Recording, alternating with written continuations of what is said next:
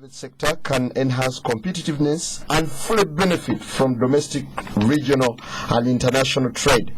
You realize that the Ugandan economy is still fighting from the global economic trends and other negative factors that it suffered from in the recent past, leading to double-digit inflation and a number of other challenges. While economic experts stress that the Ugandan economy remained resilient, largely because of regional trade and private sector that played a key role in generating resources to fund the national budget, there are still key hurdles that need to be overcome in the nearest future for the private sector to boom on both locally and globally. However, the private sector still faces more challenges that need to be addressed on top of other cross-cutting barriers that affect the desire by many to engage both in local, regional, and international trade.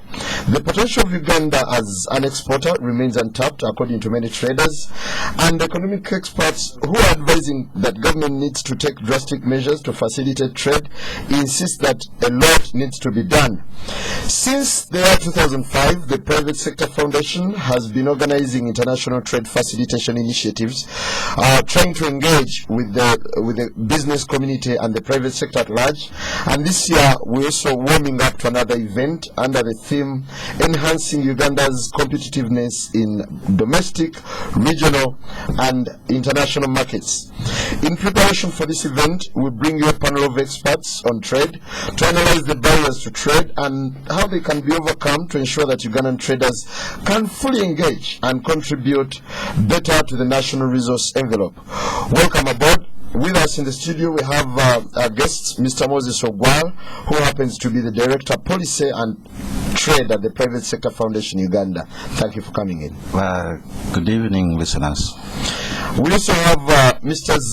Zake Kalega, who is the Senior Commercial Officer in the Ministry of Trade, Industry and Cooperatives. Thank you for coming. Thank you. Good evening, viewers. And listeners. Whichever. Because these guys they could be viewing their seats, wherever they are. We also have Mr. Morrison Rwakakamba from Twaweza, Uganda. Thank you for coming. Yeah, thank you, and good evening, dear listeners and viewers. What's Twaweza all about?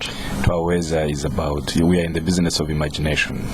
We stretch our imagination and to try and make sure that people have information that can make them work better, change their lives, and change the country. You in Uganda? We are across East Africa, especially 3 countries of Uganda, Kenya, and Tanzania, and we are involved in the business of.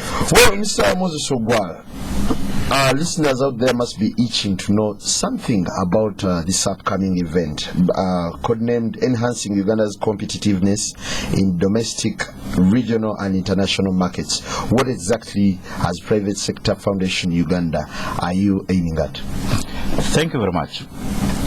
We are aiming at exposing the business community, both actual and potential business persons, with information which would help empower them do their business much better. For those who are doing business, those who can start, they can again get empowered with the information so that they can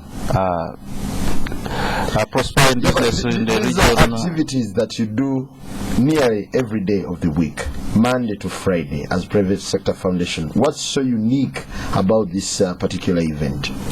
We're emphasizing the issues of making available those who ordinarily are difficult to get to access for the ordinary business persons.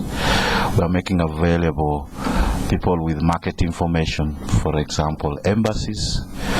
We expect to have embassies like USA, Italy, Denmark, Thailand, India, Algeria, Sweden, Rwanda, Iran. Is this an exhibition of sorts?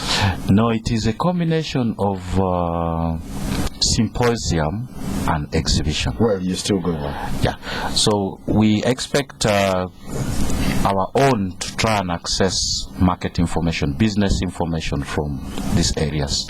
Locally also we expect access to even government institutions which ordinarily tend to, there's a perception that it is hard to reach. We'll have URA, being available. Hopefully we'll have KCCA. We've asked them to be there. We should have Ministry By of... tagging on hopeful, it looks like it's apparently hard to get them on. No. Okay. There was a little bit of hitches here and there, but we are finalizing to have them on board. But more importantly, we'll now have our traditional partners who are Ministry of Trade and all those institutions which under them which support trade facilitation. We should be having the ministry itself. We should have Export Promotion Board, Bureau of Standards, Incubation Center for Business, which is it URI should be there. So it will be a chance for you to get information which is ordinarily difficult, really scattered everywhere under one roof. We should also have other facilitating arms like credit, which is available, grants which are available. It will be really very helpful for any person who is And interested. who are you targeting? Our target, as I mentioned earlier, will include potential and actual business people.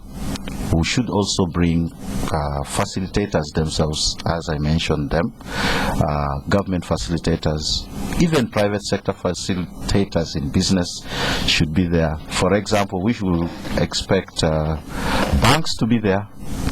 We have Serudep. So we have with new products which they're developing for us in this circumstance. We have even private sector foundation itself has very interesting products like the grants which are available from the PRDP areas, for which we are providing up to 80% gratis support. Well, I'm glad you raised the issue of grants to PRDP areas. Yeah. And apparently I gather that the business community in remote PRDP areas have not been so enthusiastic towards your grants. Why don't you extend them to people in urban areas who are keen on accessing these funds? No, I think that's an overstatement that they are not keen. There were a few issues on the conditions which have now been fully relaxed to enable them access them, and we are seeing figures which show the increase in access. Certainly, we, just like you said, would want to extend it to areas, as you said, this way, but so far we do not have the resources to enable us to do that. But we should be working into that. Before I get to you, gentlemen, I would still like to hear from Ogwal how the past experience, because this is the 7th year running. How keen or how warm have people been towards these events? Yeah, we have seen an improvement. You can measure it with the number of people who attend, the people who want to expose there and provide information, the support which we are receiving. We are seeing that increase. So that quickly shows you that both the facilitated and the facilitator have an interest in all this. And post-event effect, have you evaluated it? Post-event effect, we have not done the final evaluation to see where the actual business, but we always do immediate, event evaluation the same period, and it indicates a positive direction. It may be difficult to measure whether somebody has actually exported out of this, but immediately somebody tells you that yes, I've come back, left better, I can now see how to import or export in a better and a more smart way. That shows you that it is helpful. Now, Mr. Zake, Yes, please. we're exploring ways through which Uganda's private sector can be boosted to be competent on the local, regional, and global market. But it's now 7 years since the common market was launched in East Africa. Not 7 years. Close. Common market is 2 years. 3 years. Rather 3 years. Yeah, we're looking at 2 years. Sorry, we're looking at 2 years since the common market was launched. But unfortunately, it doesn't It doesn't reflect at all that Ugandans have embraced this. What do you think is happening on the ground? I must say, Ugandans have embraced this. Only that the challenge we have today is that the majority of our private sector are micro, small, and medium-sized enterprises. And many of these micro, small, and medium-sized enterprises are really informal and lack information on how to access some of these opportunities arising. Like Moses has said, this expo is an opportunity now to get in touch as a ministry to some of these small enterprises and see how we can assist them. As we are also aware, in the ministry, we are in the final stages of creating a directorate of micro, small and medium-sized enterprises, because this is where many of our people work. It employs the majority of the people in the private sector. What's taken you so long to realize that it's really important? Not really. We've been looking at quite a number of studies. We have been doing some consultations here and there. But I must say we have had small, minimum interaction through our affiliated institutions, and we have been helping. I must say the ministry is not totally out. We have been helping some of these, but not so to the extent that would be visible. Some of them who can really access the information, say, from our affiliated institutions like UEPB, Uganda National Bureau of Standards, Uganda Industrial Research Institute. They are doing a lot of work. But now what we want to do now is like we have to get some kind of home for these SMEs where they can go and access more information. Now there are complaints that your ministry, the Ministry of Trade and Trade Industry and Cooperatives, is one of the bottlenecks to trade competitiveness in the region because of your archaic and bureaucratic policy of operation. What would be your response? I don't think that statement is really true, because as is that harsh? It should be the private sector to either tell you whether it is true or not.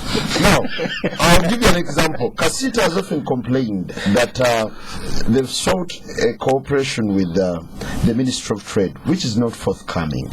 You know, all the time, each time they need to transact something through the Ministry of Trade and Industry, it's always hard. They find problems. What's happening in your house? I don't think that is true, because you remember recently when there was some kind of issues where Kizito was almost striking.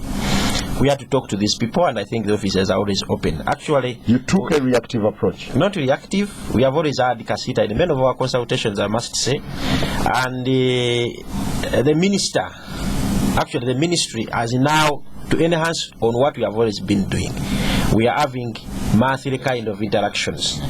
We are also having the Interinstitutional Trade Committee meeting. This one is where we review policy. And Kizito, I must tell you, is a member of this Interinstitutional Trade Committee and has been always involved. And we listen to them and we always work together.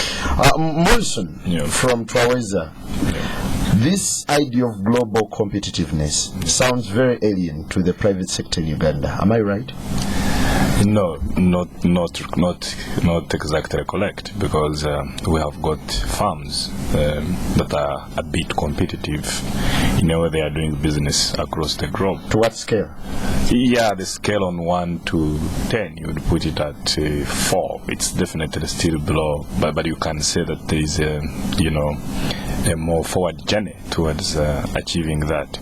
But maybe before you take me into that, I would also want to congratulate actually the private sector foundation, because I really know that most small scale and medium enterprises suffer because they don't have access to fathomable information that would accentuate their business. And actually in the same spirit, I think the Uganda National Farmers Federation is also organizing that kind of at the source of the Nile in Jinja, where farmers will also be showcasing innovations and spreading information.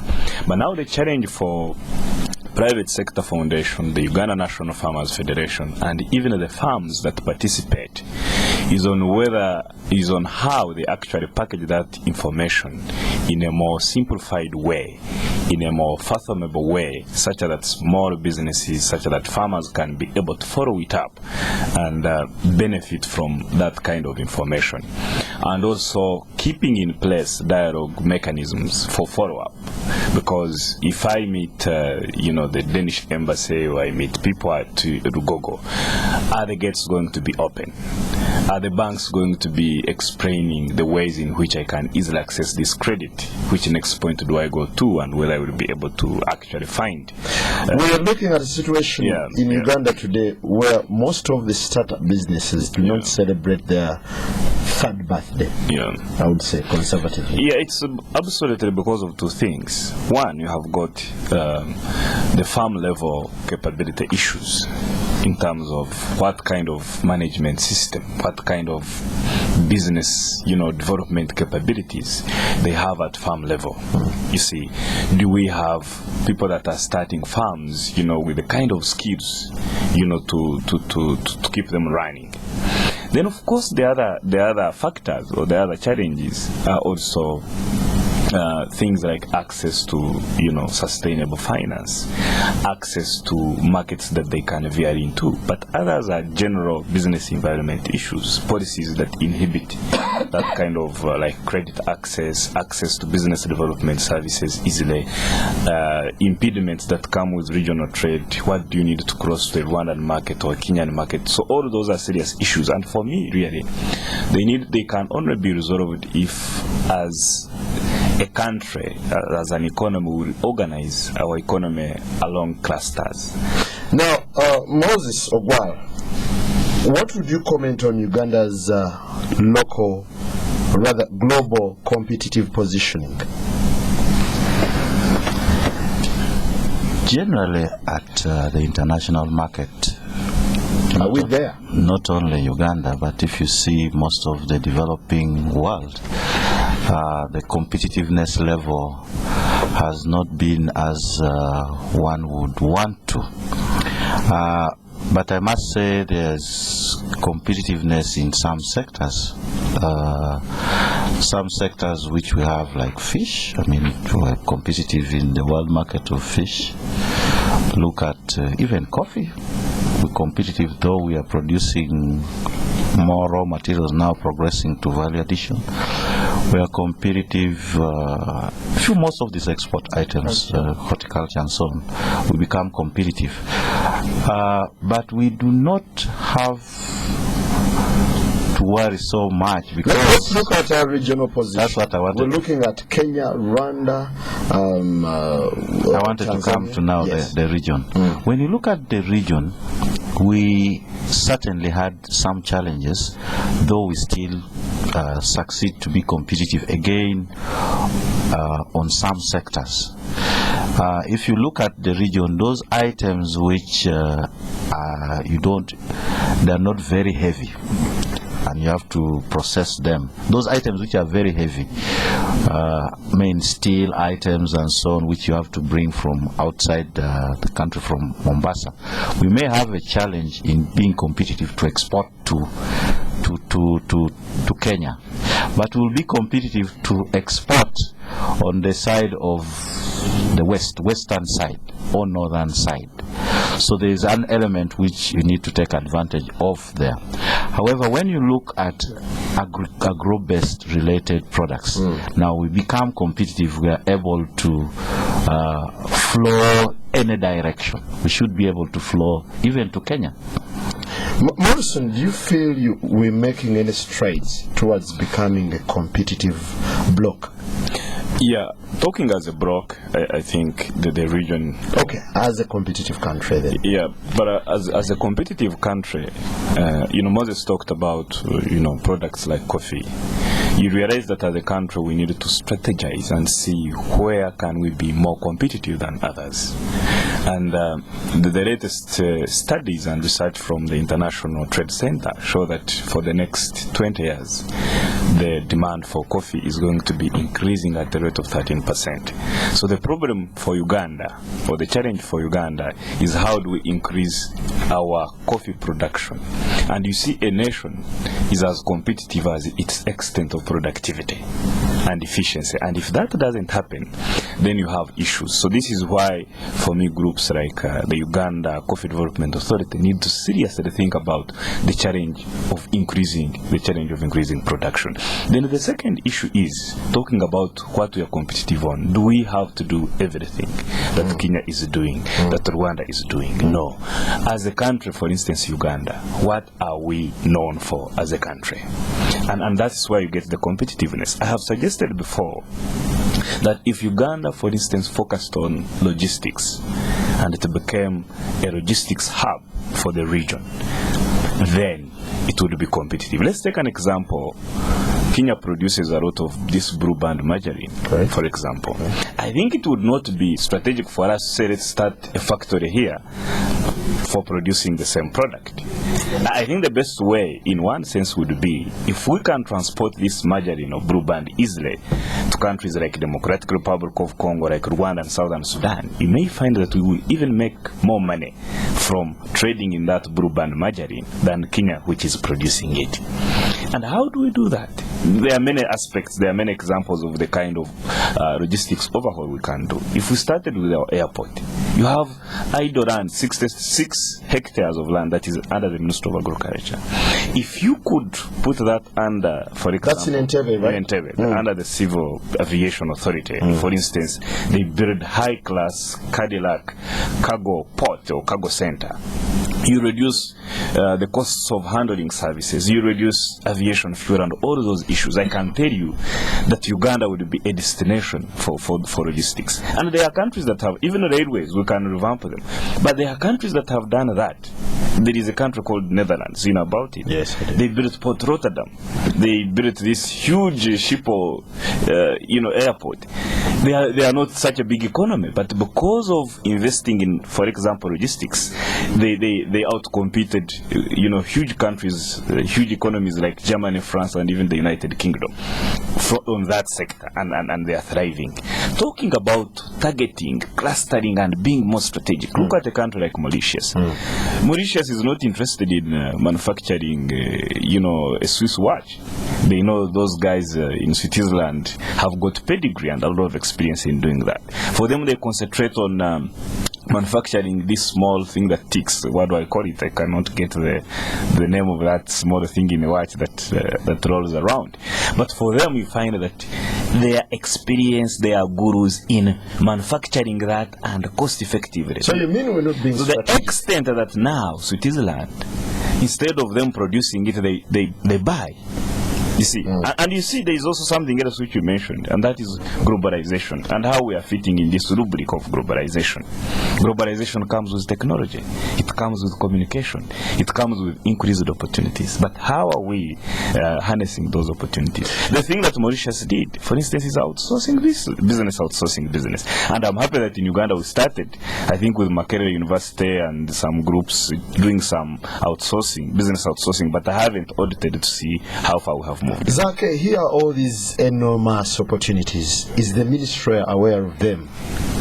Even the growth forecasts. For instance, if they look at Uganda as a country that's likely to support the coffee sector in the next few years, is the ministry aware of these opportunities? Yeah, I think the ministry is. And I must say that when you talked of the amount of how competitive we are, I must say we are. Because if you look at the volumes of trade that are being achieved within the region, especially from Southern Sudan and export-import, the exports to Southern Sudan and Western Congo, Eastern Congo, I think the country has tremendously improved. What do we export?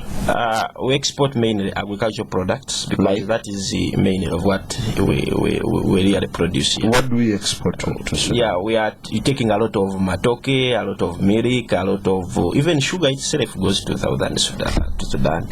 We have mainly fresh foods. Do you feel we satisfy the regional market? I must say we need to increase more because the market is there. The challenge we have is that many of our farmers are small old farmers and they don't produce on very large quantities. Well, let's go for an ad break at this moment. When we return, we'll still be looking at how Uganda's private sector can become more competitive locally and regionally. Stay with us. Abaganda abaluli abanyangola abateso muzina amazina tweyaganenga tujja kusa myaka 5 beddunga tetuli baddu so unbelievable naye ate nga byaddala tekibadde ize yadde n'akamu bendera waggulu bulaka tuli beautiful yero wakasana kafenga kasufu red brotherhood eyatero bwetugatta. Tuchakale with Airtel today and celebrate 50 years of independence. Get up to 100% bonus to call across all networks. That's not all. Stand a chance to win a motorbike daily and a car every week. Simply top up every day. Get up to 100% bonus. Dial *162#. Press yes or OK. Start the 50 years independence celebration of Uganda today with Tuchakale from Airtel. John, Mike and I, we go back a bit. We knew John at the beginning, working for someone else. But he was different. He had vision, saw opportunities.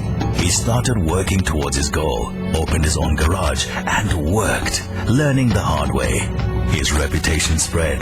Trust, consistency, quality. Soon people were coming to him from all parts. He made himself and his whole street prosper, and also helped friends, seeing potential in people and helping them on.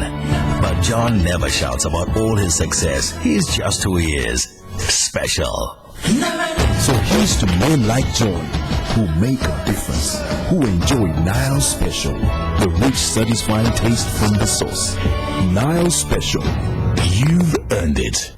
Not for sale to persons under 18. Spectrum on Radio 1 FM 90. 26. Welcome back. Well, we're still with the Private Sector Foundation and experts from the Ministry of Trade and Industry, plus, of course, the private sector, looking at the hurdles affecting trade and private sector in Uganda and how we can boost them, so that, rather, how we can overcome them, so that Uganda's private sector can be competitive enough on both the local, regional, and global scene. Well, Mr. Moses Ogwal, we're looking at an upcoming event. When is it scheduled to take place? Listeners, the event is going to take place from Tuesday 24th to Thursday 26th July next week. And this is an expo? This is our trade week, which is an expo, which also has symposiums. We will have... Normally, such events tend to be elitist. Yet we're looking at the small and medium enterprises who sometimes could not be that literate, that elitist. No, as I said, for us we look at business. So whether business is... Not degrees. No degrees, it is just not business. We look at business actual and potential and provide information to them. So it may be difficult to define whether it is elitist or so, but this is, we are attracting business persons. You want to know how to import better and smarter, how to export better, how to incubate the business you are having. You are trying to produce a product. How can URI help you in incubating that item? For example, if you want to prepare groundnut paste, for example, how do you do that in such a way that you can progress slowly to supplying the supermarket? These are for small persons, but will be helpful. How do you do that? How do you access even these supermarkets? How do you package the barcodes? You know, those small items which can make a lot of difference. Do you feel the private sector has made good use of the Private Sector Foundation? The demand, as I said, you cannot satisfy that. We have tried, but we believe they still need more. That's why you see we hold these events every year. Every time you do something successfully, it actually demands of you to do more. Anything successful always replicates itself and makes the demand for such services. Do you feel such an event will create an impact at all? It will certainly. If you've not evaluated the impact of the past events. Yes, that's true. As I said, we have not carried out the overall evaluation, but we carry out immediate event evaluation. And as I said, somebody moving out with better information, knowing how to do business better, is actually a success to us. Information, we believe, is really power. They say so, and it is really true. How you do it is very key. Now, Mr. Zake, you realize that of late, traders and the entire private sector community has come out to appeal to government to help them in overcoming the challenges they go through while doing business. We're looking, for instance, at traders who go to Sudan, how they're tortured, how their merchandise is confiscated, and government initially took a lackluster approach to these problems, waking up much later to intervene, yet it was too late. Could you give us an update on what really happened in Sudan, for instance? I must say that really these issues have been added. The challenge, like I told you, is that many of our businesses here are informal. So, in other words, when these people are doing business, they are doing it informally. There is no contract, there is nothing like that. So, it becomes very difficult for you to know who is speaking what. Because it has come even to our notice that even people in Southern Sudan, for example, are complaining that they have given Ugandans money and they have not delivered the goods. So, what the ministry did was to do a joint committee, both comprising of a team from Southern Sudan and a team from government, that is Uganda. And this team carried out a thorough investigation, a thorough research, and issues were identified that I must say were on both sides. So if you hear some of our traders say we are being tortured and what, there are also issues that are Sudan. That is why government is taking it upon very seriously, and some of the recommendations will be implemented. Moses, why have our traders taken the informal approach in doing business? Is it out of ignorance? Ignorance is a very tough word. I would hesitate to use it. But informality usually comes because of the motivation to maintain informality, and sometimes it is because of difficulty of becoming formal. So you need to work on becoming formal attractive, so that it is easy for a business person to take that route. How do we make it formal? How do we make the formal approach attractive? We are giving an example. He's just giving an example of Southern Sudan. In our discussions we'll be explaining to them the advantages of having formal type of business, how you can get a contract, how you can use a banking process, and so on. So they will see that, you're not expected to lose your money in that aspect. So that is how you explain and make somebody see that being formal, after all, is profitable, is better than being informal. Morrison, I don't know whether this is by design or we just adopted it from somewhere. Starting up a business here in Uganda, for instance, seems to be a tall order all the time. Going through that rigorous process, registration, you go from this office to another one. Do you feel this in a way is killing the steam in the private sector? No, absolutely not. Because now you see, you even have the Uganda, Registration Services Bureau, which is supposed to centralize the way that it's easy to register a business. And by the way, over 9,000 businesses are registered, I think. Yearly in this country, but half of them actually die. So for me, we compare ourselves with Uganda, where there is a one-stop center. So the issues, this is what Uganda Registration Bill is about, one-stop center. But for me, what should concern Uganda is actually not the easiness of registering a business, but on how do you sustain businesses that have registered in order for them to be able to create the necessary jobs, spur the economy into competitiveness, and increase the quality of the goods and services. So for me, really, that is the challenge, and those challenges challenges are embedded with what I talked about, the farm level challenges. And in the farm level challenges, we need to talk about the core issue of skills and human resource.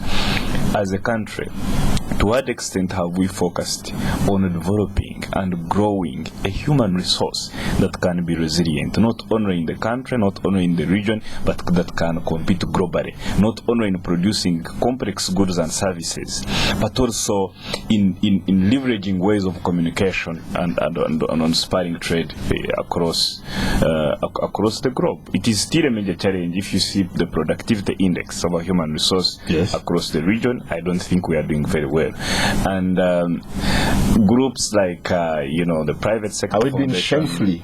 The Uganda Chamber of Commerce and Industry, the vocational institutions here, there has to be a focus. I know countries like Singapore and Mauritius that at the leadership level they take a deliberate effort of fishing out young people who they think are going to be the business leaders of their countries, are going to be technologically robust, and they send them to greatest universities in this world, not only to study on the blackboard. They send them to Harvard, they send them to Princeton, they send them to Stanford, not to just study and go into those libraries, but to create necessary networks and connections that determine global trade policy. So these are some of the strategic things that a country like Uganda should be taking. Before I leave the microphone, there is another issue I want to talk about, where I think that Uganda is actually doing very well in terms of competitiveness, and it is on issue of deepening regional security and having counterterrorism measures that would allow business people and investors to come in this country. And I definitely understand that in Moses Ogwal's plans and PSFUs to make sure that at Uma showgrounds security is guaranteed and people know they will wake up and go there and do their business. I want you to look at investor entry vis-a-vis investor exit. Yes. It's claimed that so many investors come in here and they fail to do business and then they get out of it. Have you thought about it? I don't think it depends on the level of investment or the level of investors we are talking about. The issue is, how do you create an incentive structure that would allow the investors who come and run away are investors who would not have done their background check very well, their reconnaissance about the situation very well. So those ones, everywhere they go, even if they go to Mauritius, they would fail. But investors who bring their money here and they would have done their background study and background check, market tendencies very well, those investors survive. Moses, back to you. What exactly is the private sector doing to help the business community, the private sector, at least get over problems like heavy taxes, lack of processing machinery, etc.? What we're doing for areas where we directly have no control over, we have to rely on advocacy to let the powers or those who can change the situation to see how important it is to do things the way we think should be done to enable the business community to make more money. I think personally, anything which makes a business person create wealth for this country should be the line to be towed, and that is the principle of our advocacy. Even if it is tax, sometimes it is difficult. We try so much to advocate for Do that. you worry in your interventions, do you ever worry about businesses that start and collapse in their infancy? Yes, we certainly do that, and we know it is because of lack of proper preparation, and we try to advocate to ensure that changes. Trying to what extent? As I said, there are areas where we have no control. And when you have no control, you can't do much. You just influence the other person to do what you think is right. For example, skilling people, the policy of skilling the people in the right way. Though us as private sector, we also try and do the skilling, but possibly we need some more incentives in doing this. So, as I said earlier, we do two things. One, we try to advocate, but also there's business development. And I must come back to this event of ours, which we are preparing. It is actually going to help, particularly in business development. As I said, information, how to do something, how you can be more productive. Those are the important things to know. Like, are you going to prepare manuals, info, that anyone who walks in will be able to walk out with a pack? What we are going to have, or one-on-one? What we are going to have, in fact, let me tell you, this country has a lot of information, only that people do not know where to get the information. So this will be a chance for you to see how can you be more productive. Productivity within your own farm. What should you do? What should you not do?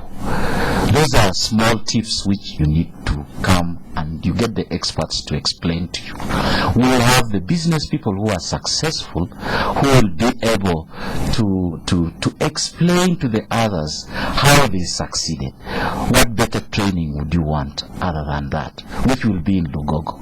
Yeah, but this is looked at as a one-off. You know, why don't you do this all year round? You see, as I explained, most of these people are located somewhere. When you see Yuri, it is there permanent at Nakawa. But possibly there's people do not know that. So when you go to Yuri and they explain to you that we can help you incubate your product, we leave you to go and deal with Yuri, and that's what we're expecting. Quality and standards. How do you go about it so that you can be competitive within the region?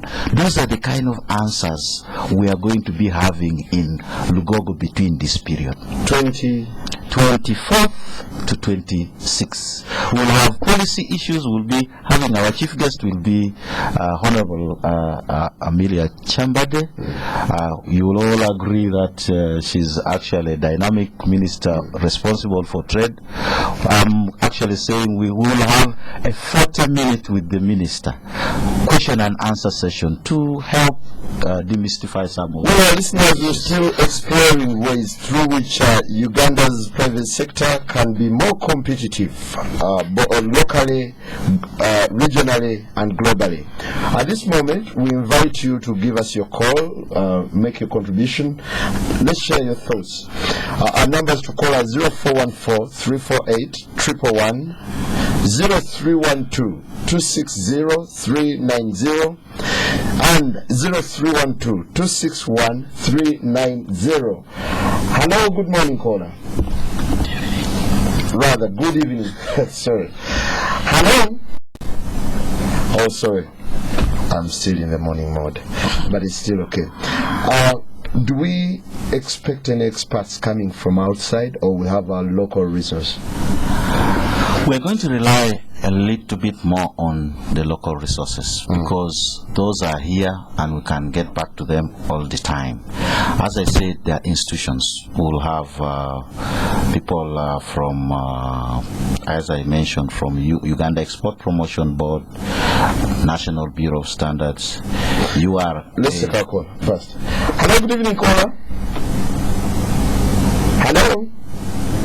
How are you? I'm great. Your name and where you're calling from? Yes, please.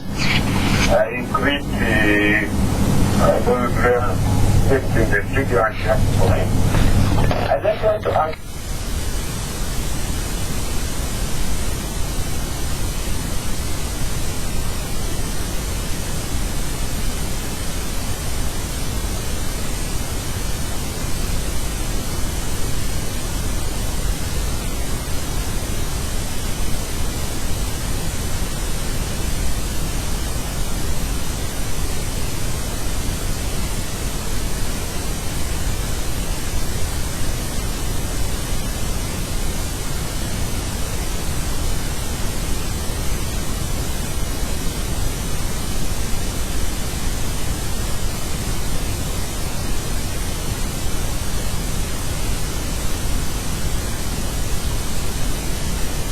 Thank you very much. Hello, good evening, caller. Well, maybe before we take another caller, I'll let you respond to him. I think a quick one. I categorized the people who have as potential and actual business persons. To me, I would consider the youth regime there as potential, particularly if they're not doing something. We in the business side wouldn't. Just first take a second caller, then we'll answer them at once. Hello, good evening, caller. Yes, good evening. Your name and where you're calling from? Deo. Yes. I thank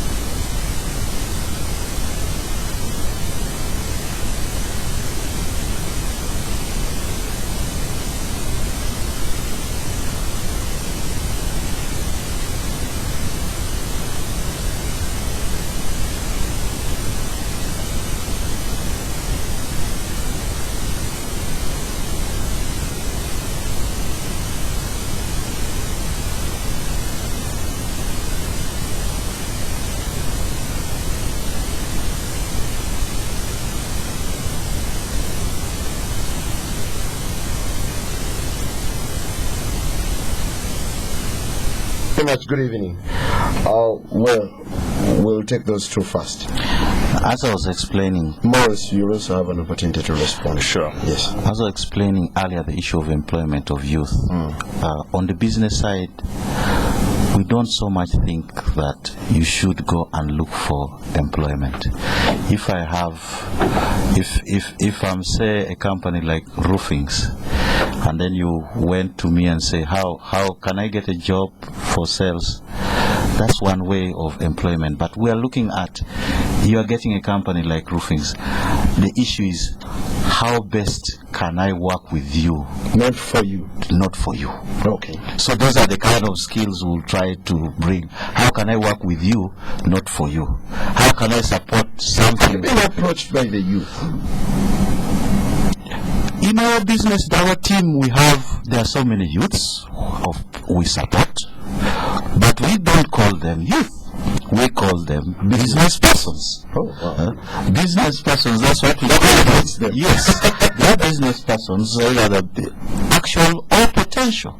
So we work with them to enable them get a living out of doing business. And in my view, that's a better way of employment. And that's the direction we possibly need to be seeing. Work with somebody, not work for somebody. Because if you work for somebody, you're looking for employment. Morrison, Deo raised a very important question. Have you thought of the pain of doing business in Uganda? Yeah, doing business is absolute pain everywhere in the world, where it's all about the strategy, it's about the resilience, it's about the endurance, it's about good practices, it's about heeding to business principles. But here the collapse is alarming. The collapse is embedded because Uganda is a cemetery of business startups. It's a graveyard of business startups. That's absolutely correct. But it also lies in the capabilities of those emerging businesses, their capability to access information and access advice, and also translate that information and advice to boost their businesses. But before I go away on this, there is another point I need to make. I think as Ugandans we also make a mistake. Just like not everybody is a mathematician, just like not everybody is a scientist, just like not everybody is a professor, not everybody can be a business person or has the potential to be a business person. And people should do and find what they love. And this is also embedded within our education system. Some people can do business as footballers, as what. Somebody can say everything is business. Yes, thank you very much. But the kind of business that my colleague, the caller Deomtaba's named, is about these people who are trying to sell pancakes, others who are selling clothes and water, and others just within downtown market Kampala. Everything can be business. So it's a blank assumption that everybody can do that kind of business. Maybe they can do other sorts of businesses, since now I do agree to the point that everything can be business. Not everybody can be a mathematician. But you also asked, What are those impediments? What are the challenges? Why do these businesses die? One of them is that in Uganda, access to affordable finance, access to resilient, affordable finance is still a problem. And everybody agrees across the board that where you get money, you either get it from a money shark, giving it at over 50% interest. If you are to get it to the bank, the kind of procedure and process is too long. It is too tiring. And even as you sign those, contracts with the bank, there are some embedded clauses that can be absolutely inhibitive. And if we compare to the region, Uganda is above 20%. The cost of money, the interest rate is over. But in Kenya, they have tried, especially for SMEs, to bring it up down to 8%. I know there is an agricultural fund that says to access it is at 9%, but how realistic is it? Or how many people know the microfinance support center that is trying to do that? So I think to impede these issues, there has to be effort, both from the people who are aspiring to do business and from the stakeholders, including government and the organizations like PSFU, to provide democratic and liberated information that people can access. How will this upcoming event affect or rather help the private sector to grow? It's because of information. Information stimulates imagination. If people access information, their imagination is stimulated and they begin to believe again that they can achieve. And when they do that, this one empowering? Absolutely. There is nothing that empowers like information. Absolutely. And sharing experiences. Okay, you must take in just a minute. What's the ministry's stake in this upcoming expo? Of course, our stake is really very high because we have tried to be part of this, and we are always going to be. And your minister will be actually funded. Okay, they're partly funded. We have given some contribution, and we are also going to exhibit. Like he has been talking about, one of the biggest challenges of our people is the private sector is standards. Okay. The National Bureau of Standards will be there, and all other institutions. So please be there. Moses, in just a few seconds, I'll give you an opportunity to invite everyone out there to join you. Potential business persons, please come to be empowered with the information. Venue. The date is 24th to 26th. That's next week. Yes, at Uma Showground. You will be empowered and you will be powered. Thank you very much, gentlemen. It's been nice having you with me in the studio, and to our listeners out there, many thanks for tuning in. Stay tuned. News is coming up next. Stay. You can pay, you can buy, pay your bills.